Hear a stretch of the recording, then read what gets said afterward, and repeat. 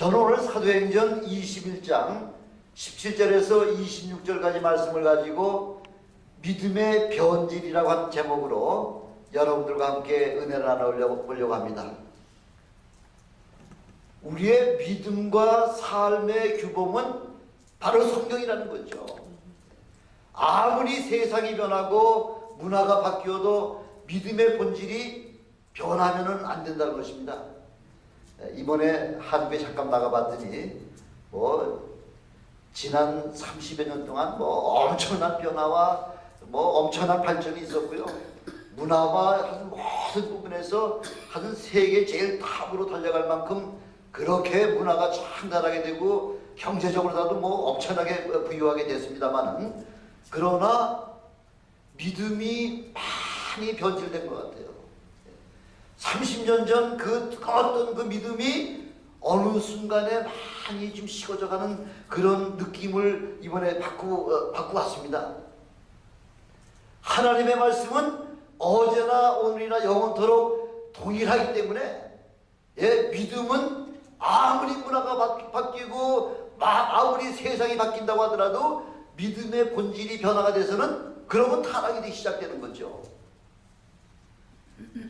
하나님의 이 생명의 말씀이 복음은 타협의 대상이 되지 못하는 거예요. 아무리 세상 문화가 바뀌었다고 하더라도 하나님의 말씀은 그냥 거시건대로 원리 원칙대로 1.1핵도 변화되는 그런 상황이 아니라 그냥 말씀 그대로 지켜나가려고 하는 것이 참 신앙이라는 거죠.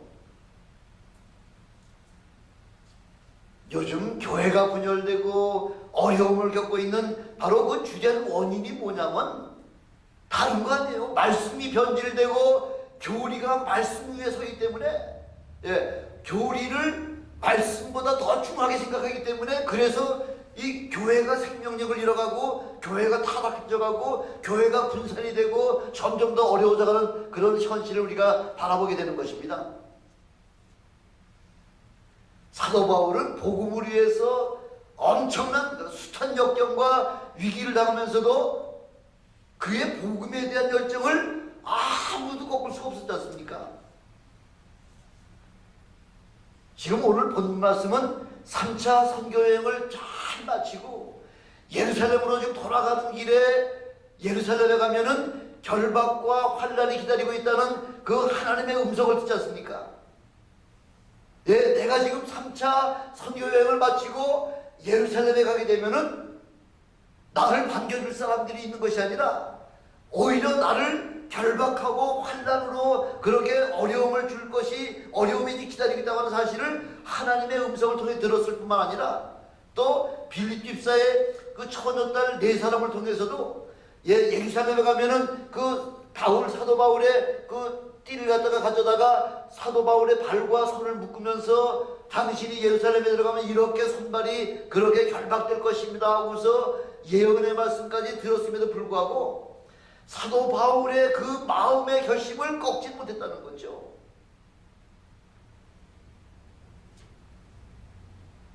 로마서 15장 25절에 보니까 마기도냐와 아가야의 성도들이 지금 예루살렘 교회가 어렵다고 하니까 구제 헌금을 좀 거두어가지고 사도 바울 편에 예루살렘의 그 성도들에게, 가난한 자들에게 좀 나눠주라고 해서 지금 사도 바울은 그 구제 헌금까지 좀 들고서 지금 급히 지금 예루살렘을 지금 향하여 가고 있는 것이죠. 아무리 내게 어떠한 환난이나 결박이 내게 닥쳐온다고 할지라도 나에게 주신 사명은 이 헌금을 지금 예루살렘 성도들에게 나눠주고요. 그리고 급히 되돌아서 로마에 가서 이제는 로마 성도들에게 어떤 신령한 은사를 좀 나누어주고, 그러고 난 다음에 로마 성도들에 의해서 그들이 보내줌을 따라서 저 땅끝이라고 생각한 스페인에 가서 하나님의 그 복음의 말씀을 증거하려고 하는 것이 바로 사도 바울의 아주 굳건한 그런 아주 요지부동의 그런 마음의 자세가 지금 그렇게 돼 있다는 거죠. 그래서 지금 아무리 어떤 환난이나 고통이 내게 닥친다고 하더라도 지금 사도 바울의 모든 그 계획은 하나님께서 주신 모든 그 선교의 그 여정은 그 여정을 위해서라면은 그 사도 바울은 한시라도 빨리 예루살렘에 들어가고자 하는 그 마음의 열정으로 다 가득 차 있었다는 것이죠. 그러니까 사람이 한번 이런 것이며, 나는 이제는 죽음을 각오한다. 죽음을 각오하는 사람들의 그 결심 앞에는 어떤 누구도 그 죽음 앞에 죽음을 결심한 그 마음 자세를 꺾을 사람이 어디 있겠습니까? 두려울 것이 없죠. 예루살렘에 지금 사도 바울이 가고자 하는 그 또 다른 목적이라고 하는 것은 뭐냐면은 3차 지금 전도 여행에서 얻은 두 가지 큰 특징을 빨리 가서 지금 간증하고 싶어 하는 마음이요. 내가 3차 여행 중에서 하나님께서 나를 통하여 이런 엄청난 은혜를 베풀어 주셨다고 하는 그 사실을 그걸 간증하기 위해서 지금 예루살렘에 급히 가고 싶어 하는 그런 마음의 열정이 있었다는 거죠. 사도 바울이 체험한 그 3차 전도 여행에서 사도 바울이 체험한 은혜가 어떤 거예요?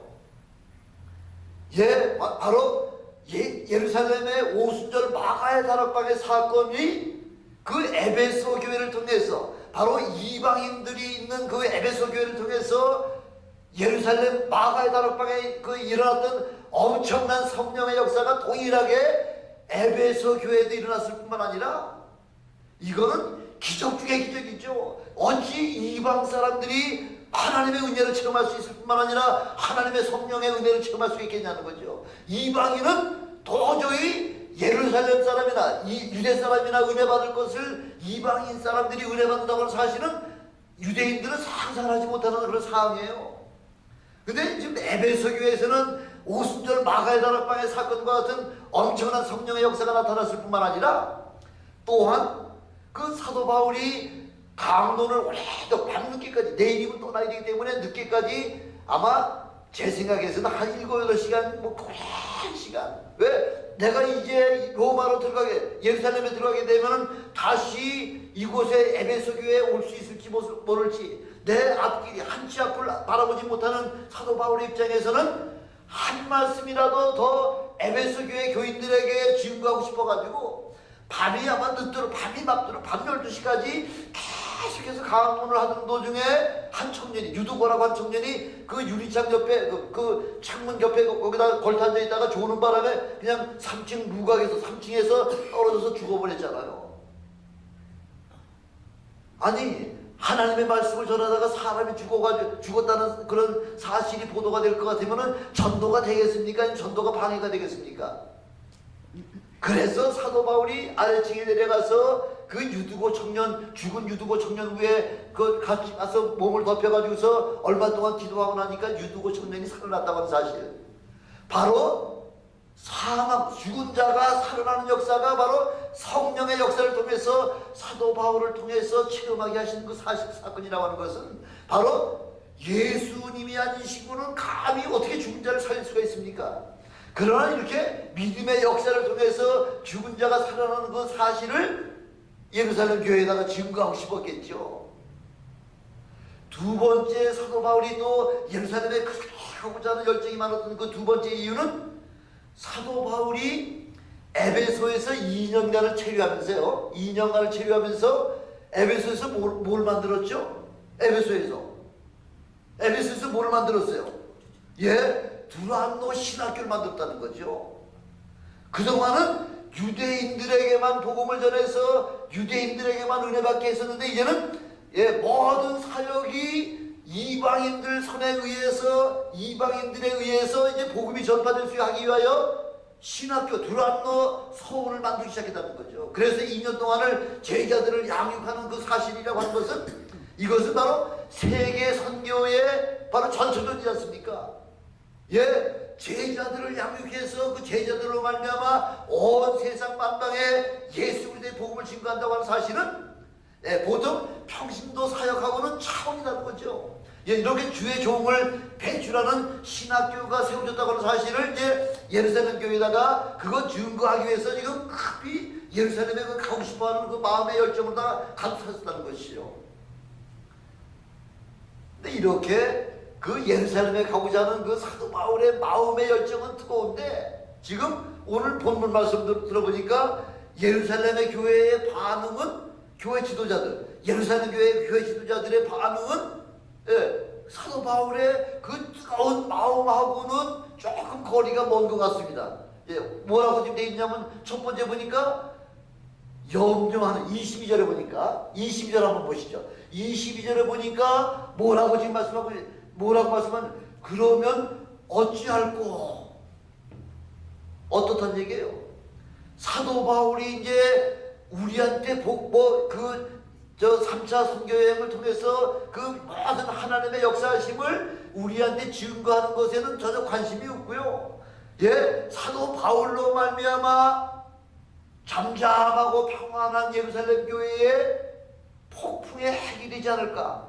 또 저 사람을 통해서 지금 이 예루살렘 교회가 지금 든든히 서가고 있는 이 상황 속에서 지금 폭풍의 핵으로다가 지금 와가지고서 예루살렘 교회를 지금 막 뒤엎으려고 하는 그런 염려 때문에, 그러면 어찌할꼬 하고서 지금 그렇게 지금 염려하고 있는 모습을 지금 22절에 보니까 우리에게 보여주고 있지 않습니까? 예, 지금 예루살렘 교회가요, 예루살렘 교회 리더십들이, 지도자들이 지금 이게 염려할 걸 가지고 염려를 해 있죠. 걱정할 걸 가지고 걱정을 해 있죠. 예, 오순절 마가의 다락방 사건 이후에 사도들의 그 열정과 사도 바울이 담대하게 나가서 복음 증거하는 그 모든 것을 아무도 제지하고 막을 방법이 없을 만큼 이렇게 담대하게 증거하던 사도들의 신앙이 벌써 이렇게 땅에 떨어져 있는 모습을 우리가 지금 말씀을 통해서 보고 있지 않습니까? 사도행전 4장 7절에 보니까 사도들을 가운데 불러 세워놓고, 예, 유대의 대제사장들과 서기관들과 장로들이 다 모인 자리에서 장로들을 그 가운데 세워놓고 지금 종교 재판하는 거죠. 사도들을 가운데 세워놓고 너희가 무슨 권세와 네 이름으로 이 일을 행하느냐, 누구 이름 가지고 이렇게 복음 증거하느냐 하고서 지금 사도들에게 지금 따질 때에 베드로가 지금 뭐라고 얘기하냐면, 사도행전 4장 10절에 보니까, 예, 너 누구 권세로다 이런 지금 복음 증거하고 네 이름을 받아가지고 누구한테 그 위임을 받아가지고 이렇게 지금 복음 증거하느냐 하고서 물어보니까 베드로가 뭐라고 얘기하냐면, 사도행전 4장 10절에 너희가 십자가에 못 박고 하나님이 죽은 자 가운데서 살리신 나사렛 예수 그리스도의 이름으로 이 일을 행하고 있다 하고 다 그렇게 전하던 사건이 엊그저께 사건이잖아요. 아니 어느 안전이라고 이렇게 담대하게 얘기합니까? 종교지를 그 이스라엘을 다스리는 대제사장들과 장로들과 서기관들과 바리새인들이 꽉 들어찬 그런 최고 종교재판 자리에 사도들을 세워놓고서 누구 권세로다가 누구 이름으로다가 그렇게 너 복음 증거하라고 얘기했느냐 하고서 딱 이야기할 때에 너희가 십자가에 못 박고 하나님이 죽은 자 가운데 살리신 나사렛 예수 그리스도 이름으로 이 일을 행하고 있다 하고 다 말하는 바로 그 당당함이 어디 갔느냐는 거죠. 그러면서 사도행전 4장 12절에 보니까 다른 이로서는 구원을 얻을 수 없나니 천하 인간의 구원 얻을 만한 다른 이름을 우리에게 주신 적이 없다 하고서 이렇게 베드로가 얼마나 담대하게 이야기하고 있습니까? 예, 오직 예수 그리스도 이름만이 우리의 구원 주시오 우리를 구원할 바로 하나님이시다는 사실을 사도 베드로가 다 얘기를 하는 거죠. 예, 그게 복음이에요, 그게. 근데 요즘, 이번에 여러 소리를 듣고서 한국에 나가긴 나갔습니다만은, 한국에 갔더니 요즘은 복음이 많이 변질된 거죠. 아니, 기독교 목사들도 너희가 믿는 신이나 우리가 믿는 예수나 어떤 신이든지 다 그게 하나라는 거죠. 위로를 가면 하나라는 거죠. 그 네가 믿는 신도 내 구원의 반열에 참여할 수 있고 우리가 믿는 예수 믿어도 구원의 반열에 참여할 수 있고 이것도 좋고 저것도 좋고 모든 신 어떤 신을 믿든지 간에 다 구원을 받을 수 있다고 이렇게 지금 복음이 이렇게 타락되고 있고 이렇게 변질되고 있다는 것이죠. 그러면서 그 사도행전 4장 19절에는 하나님 앞에서 너희 말 듣는 것이 하나님의 말씀 듣는 것보다 옳은가 한번 판단 한번 해봐라. 예, 오히려 지금 사도 베드로와 요한이 예, 이 대제사장들 공회원들 앞에서 담대하게 지금 뭐 하고 있는 거예요? 지금 훈계하고 있는 거예요. 하나님 말씀 듣는 것이 옳으냐, 너희 말씀, 너희 이야기 듣는 것이 옳으냐. 한번 얘기 한번 해봐. 이 정도의 신앙은 이 정도의 담대함이 있어야 되죠. 그러면서 사도행전 4장 20절에 보니까 우리는 보고 들은 것을 말하지 아니할 수 없다 하고 담대하게 지금 가던 그 기백이 지금 사도 바울이 3차 선교여행을 하고 돌아와 있는 그 상황 속에서는 사도들의 그 기백이 다 어디 간지 사라져 없어졌다는 거죠. 얼마나 담대했으면은 그 사도 중 12사도 중에 하나인 그 야고보 사도가 목 잘려 숨지고 베드로가 옥에 갇혀 있으면서도 전혀 두려움이 없고 담대하게 복음을 증거하던 그 기백이 다 어디 갔냐는 거죠. 사람이 성령 충만하면요, 성령 충만하면 문제가 문제로 보이지 않아요. 환경을 두려워하면 이제는 사람까지 두려워지는 거죠. 사람이 무서워지는 거죠. 요즘 한국 교회에서요, 이 강단에서 목사님들이 지금 꼭 필요한 말씀을 선포하지 못하고 있어요. 왜 그러냐면은 요즘 SNS 있죠? 소셜 네트워크 서비스. 예, SNS 뭐 한마디 그 무슨 교회예요?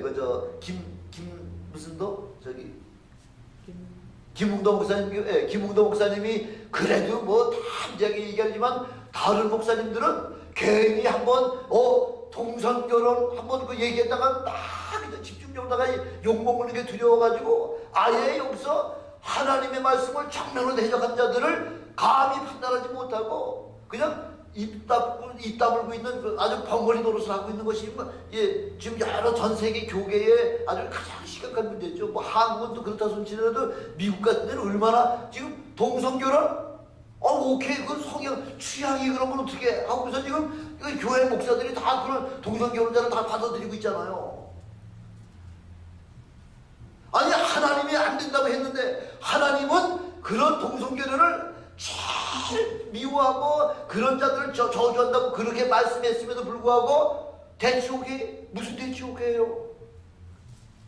하나님은 아니라고 선포하셨는데 하나님은 그런 자를 아주 그냥 진멸해버리라고 말씀하셨는데도 불구하고 세태가 변화가 되고 그 성 취향이 그래 됐으니까 그 사람 취향도 살려줘야 된다는 거죠. 이게 뭐예요? 타협이에요, 타협. 복음에 타협이 들어가면 그 순간부터 복음에는 생명력이 없어지는 거죠. 생명력이. 그래서 지금 예루살렘 교회가 지금 아주 미약하게 된 것은 바로 뭐 때문에 그렇게 하면 바로 염려와 근심과 걱정을 하기 때문에 믿는 사람으로서의 담대함이 어느 순간에 사라지고 또 우리 때문에 이 사도 바울 때문에 사도 바울이 예루살렘에 들어온 거 알기만 하면 또 그동안 우리 평안한 교회가 뭐 뒤죽박죽 되는 거 아니냐, 또 여러 가지 또 그런 어려움을 겪고 있지 않냐, 어려움을 겪지 않을까 하고서 지금 마음의 두려움부터 먼저 앞선다는 거죠.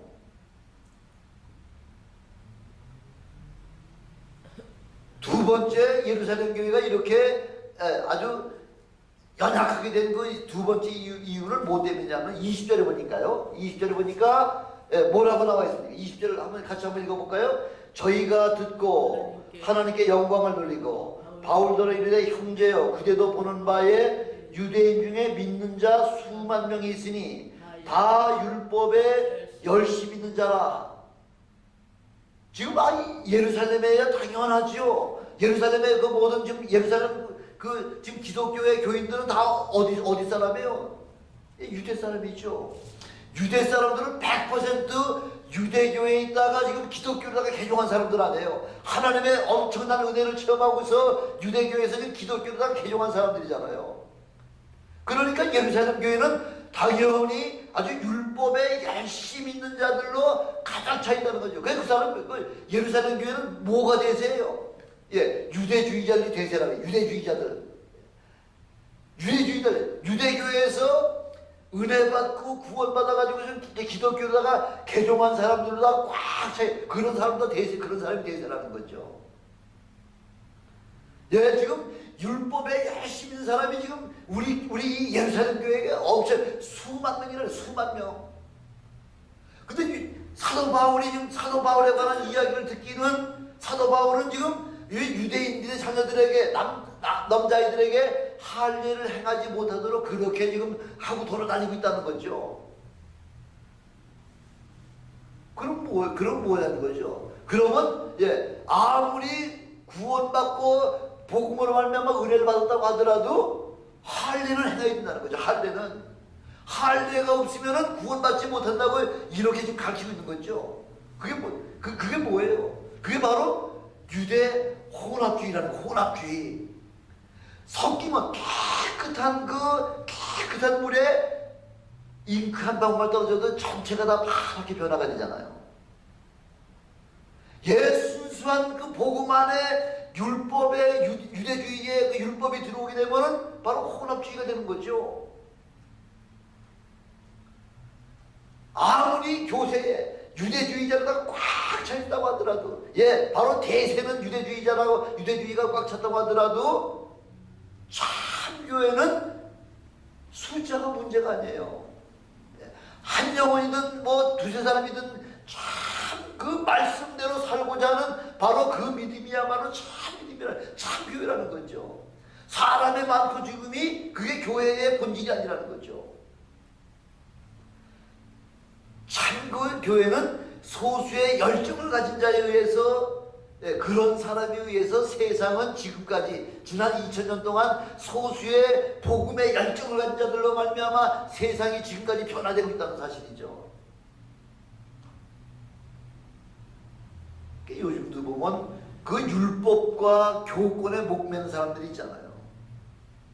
예, 또 어떻게 잘 보여서 어떻게 한번 감대상에서 말씀 한번 전하려고 이번에도 여의도를 가봤더니 여기 강단에 한번 좀 쓰려고 큰 눈치 보고요, 잘 보이려고 뭐 하고 뭐 말도 못하는 그런 모습들을 바라보면서 거기 잘 보여야 될 거, 거기 잘 보이려고 하면은 그 사람들이 요구하는 대로 다 따라줘야 되는 거거든요. 그 사람들이 잘된 것을 적을 갖다가 X라고 이야기하면 그렇다고 얘기를 동조해줘야지 감대상에 한번 세워주고 그러는 거죠. 눈치 보기, 줄서기, 금권, 교권, 이런 것들 때문에 한국 교회가 좀 타락을 하고 있는 거죠. 아무리 잘못됐다고 하더라도 아닌 것은 아니요, 잘못된 것은 잘못된 것이라고 분명하게 이야기할 수 있는 바로 그 참 신앙이, 그러게 세상이 바뀌어도 그거 하나만은 변함이 없다는 것입니다. 이번에 나가서 이 불교에 아주 몰두한 그 한 분을 만났습니다. 그래서 이제 그분을 만나가지고 한 2시간 동안 전도를 했는데, 그래서 이제 대부분 한국에 지금 불교 그 신자들이 뭐 굉장히 많이 늘어나고 있잖아요. 대부분의 사람은 한 80~90%는 어떤 사람이냐면 4월 초파의 교인이라는, 4월 초파의 교인이고, 이 사람은 15년 동안 매주 나가서 그 불경을 공부하고 그렇게 하면 아주 뭐 굉장히 열정적인 사람이더라고요. 그 사람한테 이제 성철 스님 얘기를 했잖아요. 아니 대한민국에서 최근에 현대에서 성철 스님만큼 그렇게 위대한 불자가 있습니까? 그렇게 위대한 분도 마지막 죽기 바로 직전에, 마지막 죽기 직전에 하나님께서 성령의 그 능력으로 말미암아 지옥을 보게 해주셨잖아요. 지옥불을 보게 하시잖아요. 그래서 지금 그 불구덩이 속에 내가 지금 가면은 내가 수많은 남녀 무리들에게 거짓말하고 이제 내가 죽으면은 저 지옥불 한복판에 가서 내가 고통받을 것이라고 하는 사실을 성철 스님은 다 보고서 들어갔잖아요. 동아일보, 경향신문, 조선일보, 뭐 서울 주요 그 일간지에다가 다 아주 자기의 그 소신을 4월 초파의 소신 다 법원을 갖다 다 전파를 다 한 그런 그 사람으로서 그 사람이 지금 그렇게 불교계에서 제일 고행도 많이 하고 가장 위대하다고 하는 성철 스님이 지금 구원받지 못하고 저 지옥불에 들어간다고 할 것 같으면은 당신은 뭐냐는 거예요. 당신은 과연 구원받을 수 있냐 하고 얘기하니까 이분 얘기가 성철 스님이 얘기한 것은 비유법으로 그렇게 했다는 거죠. 비유법으로. 사실은 그분은 가장 최고의 경지까지 올라가는 분이시지만은 그분은 그냥 불교의 그 표현 방법에 따라서 그렇게 해학적으로다가 그렇게 표현했을 뿐이지 그분이 거기 들어갈 지옥불에 들어갈 분이 아닙니다 하고서 얘기하는 걸 제가 들었습니다. 그래서 참 얘기했더니 그 목사님이 얘기한 거 내가 다 들은 얘기예요. 다 들은 얘기라고. 다 들은 얘기이기 때문에 당신 구원받으려면 예수 믿어야 된다고 하고서 이제 제가 증거하기 오긴 왔습니다. 믿고 안 믿는 거는 이제 그분의 그 결심에 따라 다르겠지만은 요즘 교황청에서도 보면 그 조그만 선행하는 거. 남들이 호텔 있을 때 자기는 아주 가장 낮은 그런 여인숙의 모텔에 묵고 있고요. 남이 자가용 탈 때 자기는 가장 좀 낮은 그런 보통 사람들과 타는 같은 차를 타는 것 그거 하나 가지고 한두 가지 가지고서 마치 누구와 지금 비교하고 있나요? 그렇게 조금 겸손한 것. 어떤 사람에게 지난번에는 가장 천한 사람들 발을 씻겨줬다고 하는 사실을 아주 대속특별하게 놨던데 당연한 거죠. 당연한 거예요. 우리 모두는 저와 여러분들은 주님께서 뭐라고 분부하시느냐면 내가 이렇게 너희의 발을 씻겼던 것 같이 너희도 가서 가장 낮고 천한 자들의 발을 씻겨줘라 하는 것이 바로 주님의 명령이에요. 바로 나를 따라오려거든 너희 십자가를 짊어지고 나를 따라오라 그렇게 우리에게 분부하신 말씀이에요. 어떤 사람이든지 예외가 없는 거예요. 다 누구든지 예수를 따라가려고 할 것 같으면 가장 낮은 자리에서 가장 그 어려운 자를 섬기고 봉사하고 그런 사람들 섬길 때에 비로소 우리 주님의 그 삶을 따라가고 주님의 그 복음의 말씀을 따라가 순종하는 바로 그런 복음의 사람이 된다고 하는 사실이죠. 당연히 해야 될 걸 가지고서 하는 걸 갖다가 대단한 예수님과 같은 동격으로 다 취급한다고 하는 것은 그건 말이 안 되는 겁니다.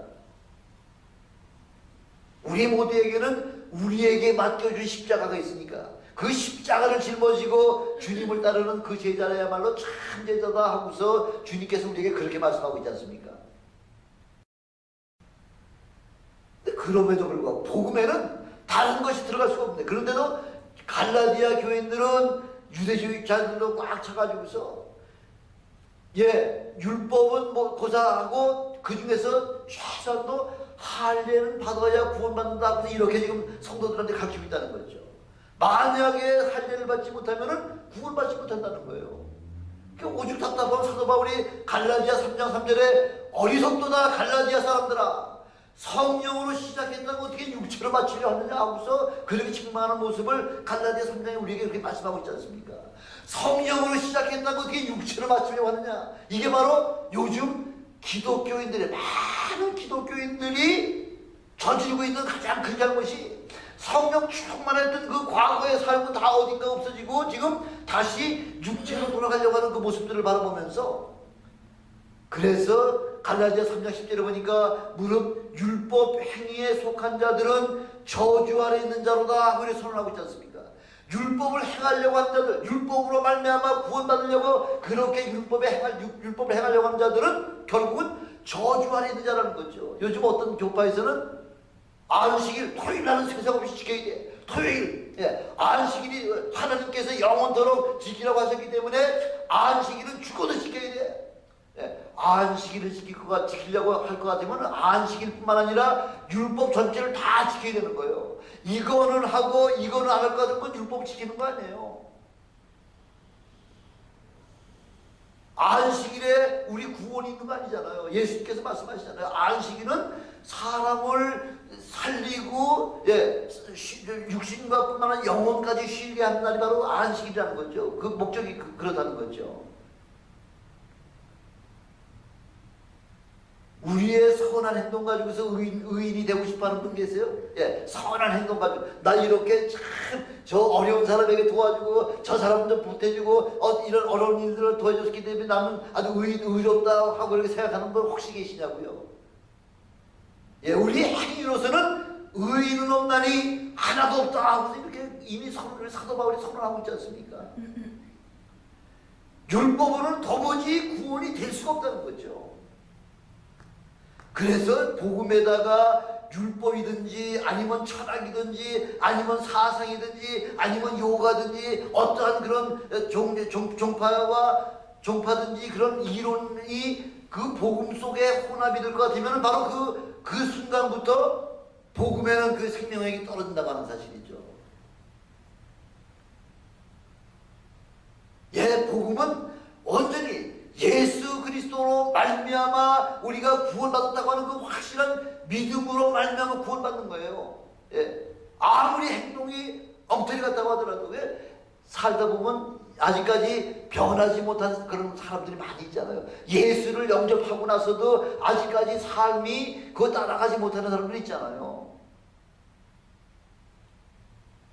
그러니까 행위로서 우리가 어디 구원받는다는 건 이건 우리 상상을 못하기 때문에 그래서 오직 믿음으로만이 구원받을 수가 있어요. 하다가 보면 또 실수하고 또 가다가 보면 또 넘어지고 또 하다 보면 아무리 내가 이제는 내가 도둑질 안 합니다 하고서 그렇게 마음의 결심을 하고 있어도 또 도둑질하게 되잖아요. 나 더 이상은 이제 남 뭐 강간하지 않는다 하고서 그렇게 그렇게 마음의 결심을 하고 발찌까지 차고 전자발찌까지 차고 와도 여자를 보면 또 음욕이 생겨나는데요. 그게 바로 우리 인간이라는 거, 인간의 속성이라는 거죠. 그러니까 행위로서는 의인이 구원을 받을 수가 없다는 거죠. 그래서 오직 믿음으로만 구원받는 점점 한 단계 한 단계 성화가 되어가는 과정이고 우리 죽는 날까지 성화되는 과정이지 성화 죽기 전에 온전하게 거룩하게 돼가지고서 죽는 사람은 이 세상에는 아무도 없다는 것이죠. 세 번째 예루살렘 교회가 변질된 것은 염려나 그런 혼합주의 때문에 그런 문제뿐만이 아니라 성령의 방법이 아니라 인간적인 방법이 들어갈 때에 인간적인 방법이 들어오게 되면은 그 순간부터 타락하게 된다는 거죠. 23절에 보니까 뭐라고 지금 말씀 나와 있죠? 우리의 말하는 이대로 하라. 서운한 네 사람이 우리에게 있으니 저희를 데리고 함께 결례를 행하고 저희를 위하여 비용을 대어 머리를 깎게 하라. 그러면 모든 사람이 그대에게 대하여 들은 것이 헛된 것이고 그대도 율법을 지켜 행하는 줄로 알 것이라. 예, 지금 예루살렘 교회에 있는 유대주의자들이 생각하기를 당신은 율법을 지금 방해하는 자로 그렇게 알고 있으니까 이렇게 우리 가운데 지금 마음에 결심한 사람 네 사람이 있으니까 그 사람들에다가 성전에서 들어가가지고서 그렇게 뭐 여러 가지 그 행위를 네 사람이 있으니까 성전에 들어가 결례를 행하고 그래서 바울은 우리가 듣는 대로 율법을 반대하는 자가 아니라 율법을 준행하는 자구나 하고서 사람들에게 그렇게 보여주라는 거죠. 인본주의죠, 인본주의. 사람들과 타협하라는 얘기죠.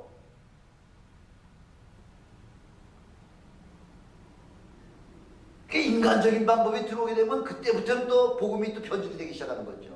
사도 바울 까닭에 교회가 시끄러워질까봐 그걸 대비해서 괜히 당신 때문에 또 교회가 잠잠하는 교회가 시끄러워지면 골치 아프니까 당신이 성전에 들어가서 율법을 잘 지키는 사람같이 그렇게 행해 하고서 지금 인간적인 방법을 가르쳐주고 있는 거예요.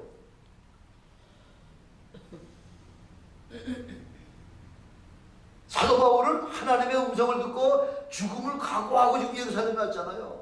그 죽음을 전혀 두려워하고 생각하지 아니하지만은 그러나 사도 바울이 지금 그 교회 지도자들의 그 권면에 따라가지고 지금 결례 받을 4명의 그 아직 마음에 결심한 사람들을 성전에 데려가서 머리 깎게 하고 결례를 행하도록, 결례라는 건 할례를 갖다 행해서 그 사람들로 하여금 할례를 내가 방해하는 자가 아니라 이제는 할례를 왜 할례를 방해해? 나도 할례를 아주 장려하는 사람이라 하는 것을 많은 유대주의자들에게 보여주려고 그래 보여주라는 거죠. 사도 바울이 그걸 순종했잖아요. 왜 순종한 줄 아세요? 예, 인간적인 방법을 사용해가지고서 자기도 구원받고 자기도 거기서 어려움에서 해결되고 예루살렘 교회도 그 분란을 일으키지 않게 하려고 그렇게 했나요? 아니에요. 고린도전서 9장 20절에 보니까 유대인들에게는 내가 유대인과 같이 된 것은 유대인들을 얻고자 하며 율법 아래 있는 자들에게 내가 율법 아래 있지 아니하지만은 그러나 율법 아래 있는 자들 같이 된 것은 율법 아래 있는 자들에게 그 한 사람 한 영혼이라도 더 구원시키려고 그렇게 율법 아래 있는 사람 같이 그렇게 한다 하는 것이 사도 바울의 그 신조라는 거죠. 22절 고린도전서 9장 22절에 보니까 여러 사람에게 내가 여러 모양이 된 것은 아무쪼록 몇몇 사람들을 구원코자 함이니 이방인에게는 이방인처럼 유대인에게는 유대인처럼 행동하는 것이 바로 사도 바울의 철학이라는 거죠. 예, 영혼 하나라도 구원시키려고 하는 것이 이 인간적인 방법, 인간적인 그 방법으로 다 타협한다고 지금 그렇게 하는 것은 아니라는 것을 우리에게 지금 말씀해 주고 있는 거죠. 사도 바울은 형식이나 방법이 전혀 중요한 것이 아니라는 거죠. 한 영혼이라도 더 구원하려고 하는 사도 바울의 열정이 그 가운데 묻어 있는 것을 우리가 보게 되지 않습니까? 세상과 타협하면은 우선은 잘 되는 것 같아요. 우선은 쉽게 되는 것 같습니다. 그러나 그 결국은 얻는 것이 없이 비참하게 된다는 거죠. 그 타협이라는 건, 인간적인 방법이라는 것은 이 복음 안에 혼합이 돼서는 안 된다는 것이죠. 그래서 어떤 사람들은 요즘 그러죠. 당신 예수 믿어도 너무 과학적으로 믿어. 과학적으로 믿는다는 이야기는 무슨 말이에요? 예, 말씀대로 믿는다는 거죠. 예, 말씀대로 믿으시는 여러분 되시길 주님의 이름으로 축원합니다. 세상 사람들로부터 어떤 비난이나 어떤 원망이나 어떤 소리를 듣는다고 할지라도 말씀대로 살 때에 사람들에게는 인정받지 못한다고 하더라도 누구에게 인정만 받으면 되는 거예요. 하나님에게만 인정받으면은 세상 모든 사람들로부터 핍박을 받고 그렇게 비난을 받는다고 하더라도 그것이 문제가 되지 않는다는 것이죠. 특별히 자녀 교육을 시킬 때 신앙 중심으로 다 그렇게 시키셔서 세상 요즘 아이들 공부 때문에 주일날 교회는 좀 빠지더라도 그 학원에 가서 공부를 해야 하고서 세상과 타협하는 경우가 너무 많지 않습니까? 잘 믿는다고 하는 그런 사람들도 그렇게 타협하는 모습들을 좀 보게 되는데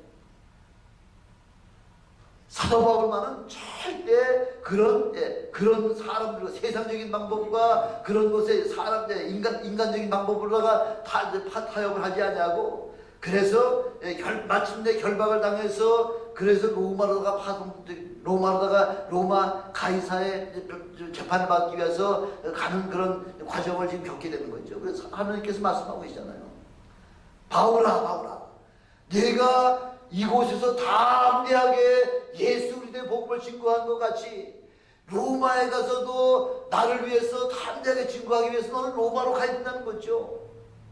바로 3차 전도여행을 마치고 예루살렘으로 들어가려고 할 때에 하나님께서 예언하신 말씀, 내가 지금 예루살렘으로 들어가면은 결박과 환난이 너를 기다리고 있다. 그 예언의 말씀이 이제 마침내 성취되는 그런 사실들을 우리가 보게 되는 것입니다. 예, 바로 사도 바울은 하나님의 계획을 반드시 이루어야 될 사람이잖아요. 그래서 사도 바울은 가는 곳곳마다 매를 맞고 온갖 위험을 다 겪었습니다. 마침내는 마음의 사형 선고를 받고 살 소망까지 끊어지는 그런 고통을 받았지만은, 그러나 마침내 마지막 죽는 순간까지 주님께서 맡겨주신 그 사명을 다 감당하고서 이제는 나에게 맡겨주신 그 사명, 바로 그 사명을 마치려고 하는 데는 내 생명을 조금 더 귀한 것으로 여기지 아니하노라는 다 30년 신앙 고백을 하면서 마침내 로마의 그 재판 과정으로다가 지금 재판 장소로다가 지금 끌려가는 그 모습을 우리에게 좀 보여주고 있지 않습니까?